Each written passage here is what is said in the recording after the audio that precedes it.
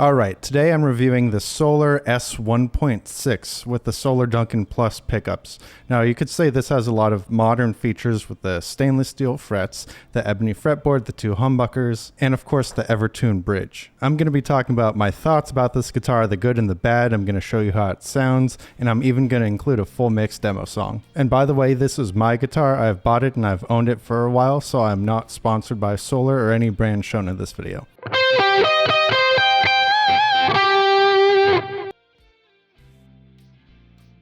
So let's jump right in. Let's talk about the quality of this guitar first, and let's start with the components. Now with the electronics, the switching, the 5-way switch is pretty satisfying to use. It feels solid, there's no issues. I haven't had any wires come loose or cold solder joints or anything, so that's really good. Same with the wiring in general, it's pretty solid. The potentiometers, they work as expected too. They're not too loose, like too little friction to turn them, they're just fine. That's especially important if you're playing a style where you don't really want the tone knob to be moving that much. And it always helps if the volume pot stays in place too. And that's worth pointing out because I have this V1.7 and the tone knob on this is way too loose to turn it. I always accidentally turn it down. That kind of thing isn't unique to Solar though. I did have a Schecter E7 Apocalypse. Cool guitar, but I did end up selling it ultimately. And that also had a tone pod that was pretty loose to turn also. Moving on, the locking tuners on this, they work as you would hope, as you would think they do. They are the Solar branded locking tuners, but I've had no issues with them. They're a nice touch. And the Evertune also works as expected too. It's not magic. I know there's a lot of stuff online saying you never have to tune your guitar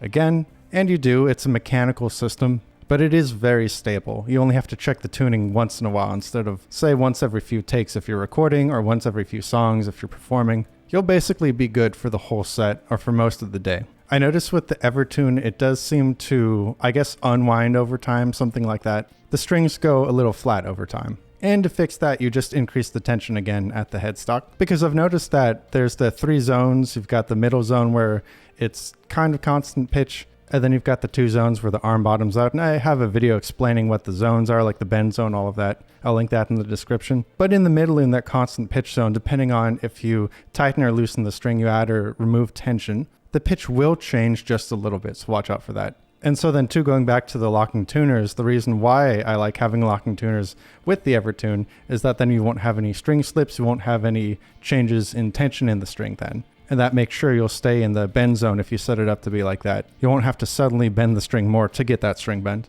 And one more thing about the Evertune, I think when people say they set up the Evertune but then they notice that there's a kind of lag or delay in the string bend, I think that's because over time the tension did decrease, and then they're just not adjusting that at the headstock. So those are my thoughts on the Evertune and its quality. And so speaking of quality in this guitar, let's talk about the elephant in the room, the fretboard, the ebony wood. We've all seen online the pictures of the Solars with the ebony fretboards and they're cracked. Maybe I'm just ultra lucky, but none of my Solars have had their fretboard crack. I do maintain my fretboards. I condition them like once or twice a year. And I do live in an area where there aren't extreme weather swings. It doesn't go from freezing cold to burning hot. That can be a factor. Aside from that, the body feels nice and solid. I'm not saying a heavy body or a light body is a sign of quality. The guitar does have a little bit of weight to it. And that's just a combination of the alder and the weight of the Evertune bridge, all that. The binding feels all right. It doesn't poke you or hurt you. It's not supremely amazingly done, but it's not terrible. And it looks pretty cool on camera. And in person too.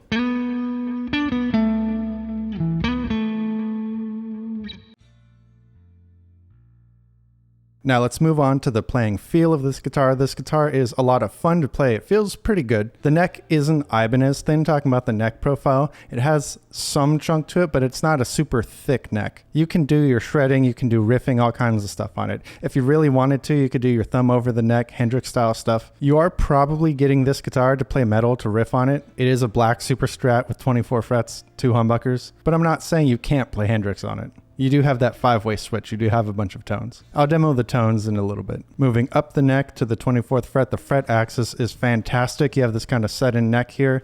There's nothing in your way whatsoever. I guess you could say on the lower horn here, there's no carve away. So in theory, if you're playing the ultra thumb behind the neck style like this and you're shredding up here, it is possible to hit the back of your hand on the lower horn. In practice, though, I've never done this. I've always been able to reach to the 24th fret and beyond just fine. The frets themselves, the fretwork is pretty good. I can run my hand up and down it on either side and it doesn't cut me. I haven't noticed any high frets or anything like that either. Now the guitar body feels like that classic kind of Ibanez RG Super Strat shape. I'm a pretty big Ibanez fan, so that is my frame of reference. That being said, the balance doesn't quite feel like an RG, and that's because you've got the strap button here on the back of the upper horn instead of on the tip here. That's probably because they wanted the most metal pointy tip here, so they put the strap button here. It's probably more secure there too, maybe. So it's not enough to make you hate one if you like the other, but you will notice a bit of a difference in where the strap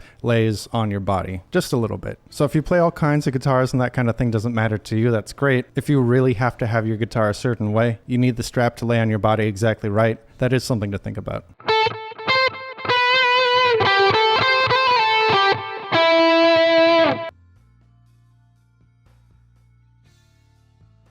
Now let's talk about the sound of this guitar. You can see here I have an A1.6 and this has the standard Solar Duncans, whereas the S1.6 has the pluses. I've noticed that the S1.6 with the pluses, it does have more highs, more lows. It sounds fuller to some extent. Although I do want to say right off the bat that I wouldn't pick one guitar or the other here because of the pickups alone. I'd pick it based off of features, how it feels to play, maybe which one has newer strings, and then I'd consider the pickups. Both of these pickup sets get the job done. If you're trying to play heavy metal, if you're trying to play rock, things like that, they're great. I'll be demoing this guitar in this video, but if you want to hear how the A1.6 sounds, I did a cover of The Dark World from A Link to the Past that's on Spotify and all major streaming services. Shameless plug. It uses this guitar. But back to the S1.6. At first, I didn't quite like these pickups as much as the other pickups in that A1.6 I just showed you. But as I've messed around with my plugin presets, as I've gotten better at mixing, and as I've gotten better at playing just a little bit, I do think these are just fine. I do like them. I think as guitarists, we play these guitars so much that we can really pinpoint the differences, the minute differences between similar pickups. Whereas someone in the audience or someone who isn't a guitarist listening to a song, or even guitarists listening to a full mix of a song, without a direct A-B comparison, you might be hard-pressed to hear the difference. So does it sound better with these Solar Duncan pluses? If I had to pick between these and the standard Solar Duncans, I guess I'd pick these. I do tend to like fuller sounding pickups these days. Them having a bit more output is kind of fun too. But as I mentioned earlier, I'd prioritize picking a guitar with the specs I need. As long as the humbuckers get the job done, that's good enough for me. And in terms of the tones you can get with the 5-way switch, it's pretty cool. It's a nice feature. I mostly use either full bridge or full neck. Sometimes I'll use the position 4 tones. But that being said, here's a demo of how this sounds clean with a distorted rhythm preset and with my lead preset.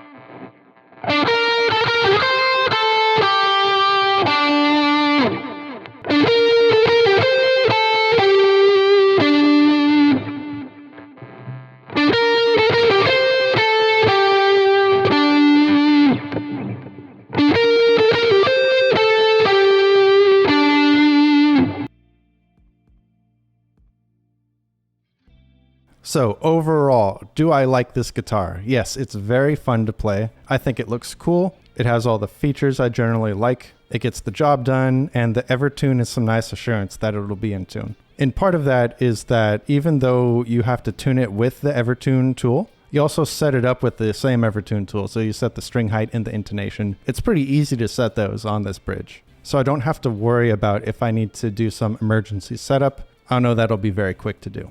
I mentioned I'm an Ibanez fan. Now, would I pick this guitar over an Ibanez? And it does depend. As a general workhorse, I would pick this guitar over an Ibanez. And that is because of the features. You can see this has the Evertune bridge, the stainless steel frets, all that stuff. If I'm doing a bunch of rhythm stuff especially, I want that bridge holding it in tune. Of course, it wouldn't be the end of the world if I was using an Ibanez guitar like this Genesis right here. While this doesn't have all the features I mentioned, it doesn't have stainless steel frets, it still has a pretty awesome bridge. It still plays amazingly. The neck joint, the square neck joint, I think they call it the tilt joint. It's not so bad, it gets the job done. You could still reach the 24th fret relatively easy. Would I be okay with this as an only guitar?